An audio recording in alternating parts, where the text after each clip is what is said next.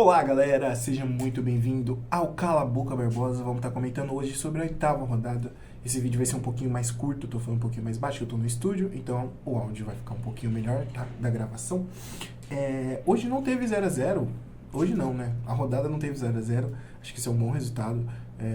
O futebol brasileiro agradece não ter 0 a 0, então vou ter que estar falando de basicamente todos os jogos pra gente estar aqui comentando. Já vamos estar começando pela goleada do Fortaleza em cima do Juventude. O Fortaleza não jogou no Castelão, né? Não sei porquê não jogou no Castelão, mas deve ser alguma coisa relacionada ao gramado sempre. Mas o Fortaleza humilhou o Juventude 5 a 0. Uma belíssima goleada, um bom resultado. O Fortaleza estava precisando de um resultado desses, precisando de uma vitória dessas, principalmente para o seu torcedor ficar feliz, para o seu torcedor ficar animado. Grêmio e Bragantino empataram em 1 a 1 lá no Sul, na Arena do Grêmio. É um resultado um pouquinho complicado pro Grêmio. O Grêmio hoje ele tá na 15ª posição, tá? Do campeonato todo aqui pra baixo, porque tô tendo a colinha aqui da tabela. O Grêmio precisava da vitória, cara. Jogando em casa contra o Bragantino. O Bragantino tá muito bem, a gente tem que falar isso, a gente tem que constatar isso. O Bragantino tá muito bem até aqui nesse Brasileirão. Tá em terceiro colocado, tá? Mas o Grêmio precisava da vitória, não conseguiu a vitória, agora vai ficar um pouquinho mais complicado para sair dessa posição, né? A gente teve aí, também no sábado, vou estar falando um pouquinho menos, a vitória do Flamengo contra o Bahia, não tem muito o que estar falando, o Flamengo ganhou do Bahia, um belo gol de Arrascaeta de cabeça. O Flamengo precisava da vitória depois de duas derrotas seguidas, perdeu para o Cruzeiro e perdeu não, né? Empatou com o Central Córdoba na Argentina, que é quase uma derrota, a verdade é essa. O torcedor do Flamengo ficou com esse gosto de derrota na boca, esse gosto amargo de derrota, mas não tem muito o que estar falando. O Rogério Ceni nunca ganhou do Flamengo, são 16 vitórias do Flamengo contra o Rogério Ceni, pelos times comandados pelo Rogério Ceni, é um número expressivo, tá? Mas é isso, o Flamengo ganhou dentro de casa, Maracanã, é importante. O Bahia é um dos times que vai brigar pela parte de cima da tabela, a vitória é um bom resultado. E aí a gente tem os dois jogos polêmicos do sábado, não vou dizer polêmicos, mas vou dizer mais complicados. Mirassol e Corinthians e Vitória e Vasco. Vamos começar do Vitória e Vasco, porque eu acho que também é um pouquinho mais simples da gente estar falando. Hoje o torcedor vascaíno não confia no seu time, o torcedor vascaíno não sabe quando o seu time vai ganhar novamente, para falar a verdade. O Vasco hoje é um time que bota medo no seu torcedor, é quase uma ameaça você ouvir falar. Você ser um torcedor do Vasco, você ouve falar, hoje vai ter jogo do Vasco. Isso é uma ameaça ou é uma coisa boa? Não sabemos dizer. O torcedor vascaíno hoje está muito triste, está extremamente decepcionado com o que é o time 2025. Gente, o Vasco tem um a mais. Deixa eu ver a partir de quantos minutos? Olha, o Vasco tem um jogador a mais a partir dos 33 minutos do primeiro tempo. A gente está aqui falando de quase 60 minutos em que o Vasco teve um jogador a mais. E o Vasco perdeu. O Vasco sai na frente, o gol do Verratti de cabeça, uma especialidade da casa. O Verratti de cabeça é bizarro. Só que o Vasco toma uma virada. Assim, cara, você tem um jogador a mais. 60 minutos do jogo, se a gente contar os acréscimos. E você toma uma virada. O Vitória estava jogando em casa, a torcida apoiou. Não é justificativa. O time não tem técnico. Não é justificativa. Existe um problema interno no Vasco muito maior, existe um problema de discussão muito maior no Vasco. Coisas precisam ser feitas e não sei dizer para vocês se o Fernando Diniz é o nome ideal. Sinceramente, eu não sei dizer para você chegar aqui para você, o Fernando Diniz é o nome ideal pro Vasco. Será? Pro elenco desses? Pro time desses? Pra um cara que tem que chegar imediatamente com o resultado? O Fernando Diniz é esse nome? É esse estilo? E você sai de Fábio Carille para Fernando Diniz. Qual que é a linha do Vasco? Qual que é o objetivo de futebol do Vasco? Qual que é? Você sai de um técnico totalmente defensivo para um técnico totalmente focado no jogo ofensivo, no jogo de troca de passes. É totalmente diferente uma coisa da outra. Assim, méritos do Vitória, que conseguiu buscar o resultado com um jogador a menos, dentro de casa, mostrou força para a torcida. Hoje o Vitória está em qual posição? Vitória está em 14º. Uma vitória importantíssima para o Vitória. Um triunfo importantíssimo para o Vitória. E o Vasco tem muita coisa errada. tem muita coisa errada, muita coisa precisa ser feita, e o Fernando Diniz tem muito trabalho pela frente. Muito trabalho pela frente. Agora, passando talvez para a grande polêmica do sábado, que é o Corinthians e Mirassol. O Corinthians perdeu para o Mirassol de virada. Só confirmar para vocês. Sim, de virada. O Corinthians saiu na frente, um gol do zagueiro Kaká, né? Mas antes do gol do Kaká, tem um lance muito, não vou dizer polêmico, mas que levantou uma discussão na internet, que foi o pênalti do Memphis Depay. Memphis Depay cobrou um pênalti cavadinho em cima do goleiro Walter, ex-Cuiabá, ex-Dourado. E levantou muita polêmica na rede social esse lance, porque alguns torcedores e alguns jogadores do Mirassol acharam um lance desrespeitoso. Só que é complicado você falar, achar esse lance desrespeitoso e da mesma forma você criticar drible. O Memphis Depay em nenhum momento ele desrespeitou o Walter. Em que momento ele desrespeitou o Walter? Em que momento ele xingou o Walter? Em que momento ele falou pro Walter, né, o que o Dudu falou pra nossa querida Leila Pereira vir trabalhar no Cruzeiro, VTNC? Em que momento o Memphis Depay fez isso? É complicado, assim. O futebol brasileiro é um futebol de inventabilidade, de drible, de liberdade pro jogador. E quando tem um pênalti, o jogador não pode cobrar do jeito que ele quer cobrar. Méritos pro Walter que defendeu. Ponto positivo. Mas é muito complicado. Eu não tenho muito o que estar comentando. Eu não sou a favor de nada, de nenhuma cobrança, principalmente num lance desses. O Memphis Depay bate como ele quiser bater o pênalti, tá? Mas o que a gente tem pra falar também é o péssimo desempenho do Corinthians. O Corinthians jogou mal. O Corinthians jogou mal, sim. O terceiro jogo do Dorival já é uma derrota. Uma vitória, um empate e uma derrota, né? O aproveitamento do Dorival até aqui. E assim, o Corinthians ainda tomou um gol no final que foi anulado pelo VAR, tá? E cara, é muito complicado. É muito complicado. Tô até pegando a escalação que ele mandou a campo aqui, do Corinthians, né? Ele começou com Romero e Memphis, aí Coronado, Bidon, Raniel e Maicon.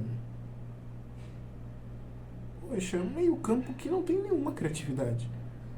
É um meio-campo sem criatividade nenhuma.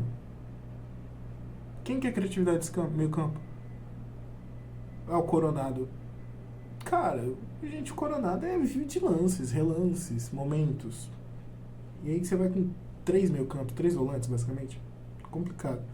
E a zaga também. O Corinthians é um problema muito sério, a zaga do Corinthians, que não vai ser resolvido de uma hora para outra. Tá?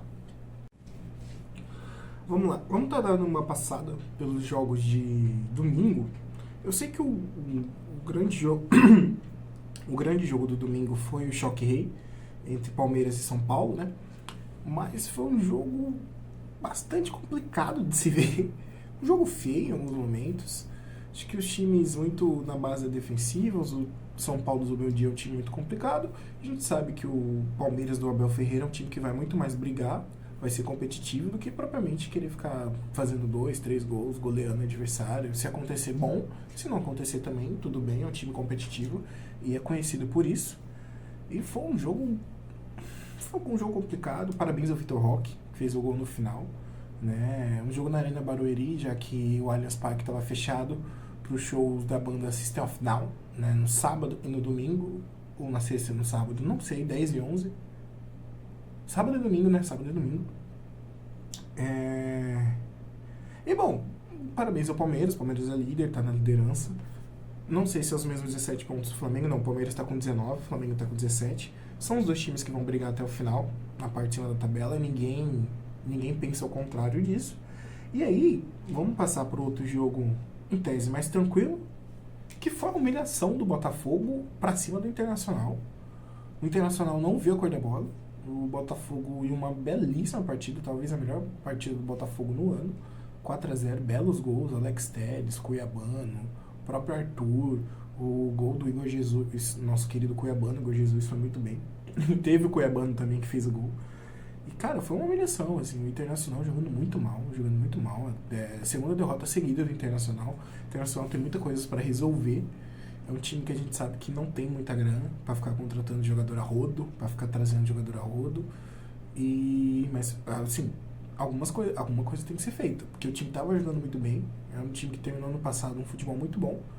E no Brasileirão até agora, deixa eu só confirmar em que posição o Internacional tá. O Internacional está em 13º, com 9 pontos. Não é o resultado que o torcedor internacional esperava para esse início de ano. E aí um outro jogo mais tranquilo também dessa rodada foi o Sport e o Cruzeiro. O Cruzeiro humilhou o Sport do Retiro. Na estreia do Antônio Oliveira, ex-técnico Cuiabá, ex-técnico Corinthians, no comando da equipe do Sport, no comando da equipe recifense. E o Cruzeiro humilhou o Sport jogou muito mal. O Sport tem muita coisa errada. Não é à toa que é a lanterna do Brasileirão. O Sport está com 2 pontos. O Antônio Oliveira tem muito trabalho pela frente. Muito trabalho pela frente, assim. Tem muita coisa errada no Sport. O gol do Matheus Pereira, que o zagueiro toca para trás, e assim... Aquele lance, o torcedor do Sport... No Dia das Mães, ninguém merecia ver aquele lance. Cara, imagina, no Dia das Mães, mãe, vou levar você para ver um jogo do Sport, lá na Ilha do Retiro. Vamos. Você perde de 4-0 em casa. Muito feio mesmo. O time do Sport tem muita coisa a resolver. E o Antônio Oliveira foi xingado de burro. Deu 20 minutos, já tava 2-0 pro Cruzeiro. E ele foi xingado de burro. 20 minutos no comando da equipe, no primeiro jogo dele, cara. Muita coisa errada no Sport. Não acho que a vida do Antônio Oliveira vai durar muito na equipe recifense. Mas tem tudo que ser conversado. Agora, o grande jogo do domingo foi Atlético Mineiro e Fluminense, em tese, reinauguração da Arena MRV, agora com gramado sintético, mesmo, não sei se é o mesmo gramado do Palmeiras, do Atlético Paranaense, talvez sempre tem um estilo diferente de gramado, mas foi um belo jogo. O Atlético, deixa eu só pegar os lances aqui, se eu não me engano, o Atlético fez os gols todos quase no final. Vamos lá.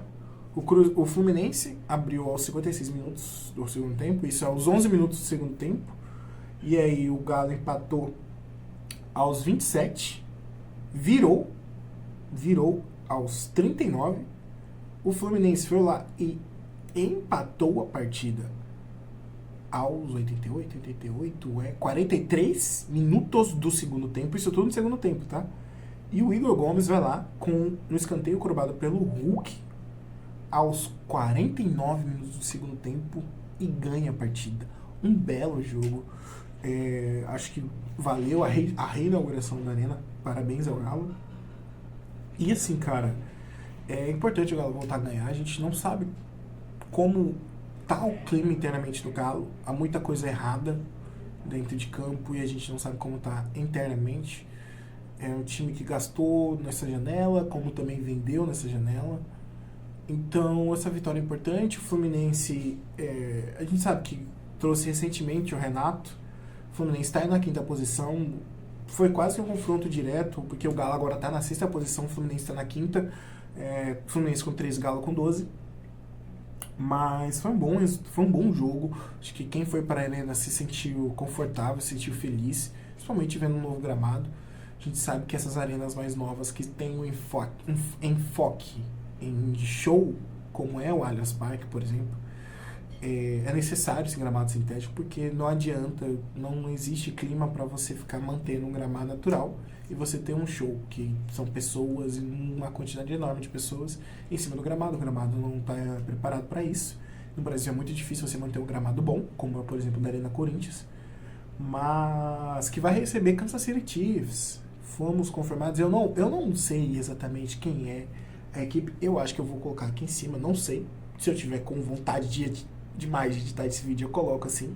Eu coloco aqui quem vai ser o jogo. Mas eu sei que Taylor Swift vai vir.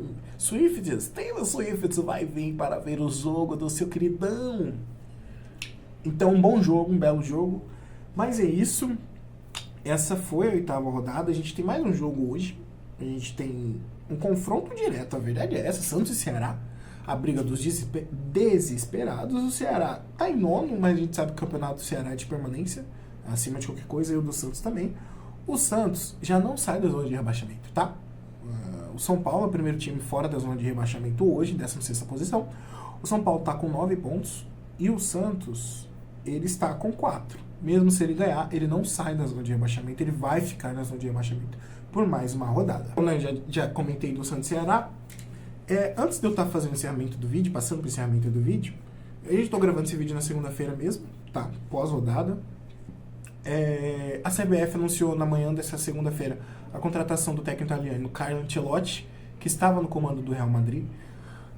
E assim, o Ancelotti vinha sendo falado desde o final da Copa do Mundo de 2022, desde a conquista do Real Madrid da 14ª Champions, não da 15ª, em 2022, da proximidade dele com os jogadores brasileiros, dele ter achado o melhor Vinícius Júnior do Real Madrid. O melhor Vinícius Júnior do Real Madrid, que foi considerado o melhor do mundo, é sob o comando do Ancelotti. E vinha sendo vinculado. A verdade é que era o plano A do Edinaldo, que faz uma péssima administração da CBF, diga-se de passagem. Mas aceitou sim na contratação a Tati Mantovani, que é uma das minhas aspirações. Fez um post no Instagram muito emblemático falando que é um golaço a contratação do Ancelotti, só que não apaga a péssima administração do Edinaldo Rodrigues no comando da CBF. E isso é uma pura verdade. Não existe uma melhor definição da contratação do Ancelotti do que essa. E ele já vai comandar a seleção brasileira os 2 próximos jogos, contra o Equador e contra o Paraguai. Tá? O Equador fora de casa, o Paraguai no Brasil, na Neoquímica Arena. A expectativa é a melhor possível. É um treinador experiente. É sim considerado um dos melhores treinadores da história do futebol. O cara que ganhou Champions League por 5 países diferentes. Champions League não, né? Ganhou Champions League por vários times, ganhou a Liga Nacional de 5 ligas diferentes, agora acertei. Então a expectativa é a melhor possível. O contrato, eu não vou estar entrando aqui em termos, que acho que ele merece receber o que ele quer receber. Né? Quando você tem um cara nesse nível, você tem que pagar o que ele quer receber. Né? Você negocia, você paga, mas tão desesperado do jeito que a CBF estava, o Ancelotti tinha a faca e o queijo na mão. E a CBF aceitou. Mas é isso, galera. Passamos aqui pela 8ª rodada do Brasileirão. Comentamos um pouco a contratação do Ancelotti. O mais importante de tudo, se inscreva aqui no canal Na Coruja. Siga o canal Na Coruja em todas as redes sociais. Siga o canal Na Coruja aqui no YouTube. Ontem nós transmitimos, infelizmente, a derrota do Cuiabá para o Operário do Paraná. Tá? A narração do Paulo Paulo, os comentários do Pedro Neves, reportagens de Duda Alcântara, Ana Furtado, Yasmin Guimarães, tá? A gente comentou lá tudo, a gente apareceu lá. O pessoal fez uma bela transmissão ontem, mesmo com várias polêmicas de arbitragem, principalmente nas marcações de pênalti. O Dourado acabou perdendo, infelizmente, mas é isso, faz parte do futebol, tá? Siga, como eu disse a gente, todas as nossas redes sociais, canal Na Coruja, o Gabi Barbosa, todas as redes sociais, você pode estar me encontrando lá. E semana que vem eu volto aqui para estar comentando sobre a 9ª rodada, tá? Que nesse meio de semana nós temos Libertadores e Sul-Americanas, times brasileiros, alguns desesperados e alguns já tentando garantir a melhor classificação possível. Mas é isso, por favor, curta, comenta, compartilha, se inscreva no canal e até mais. Tchau!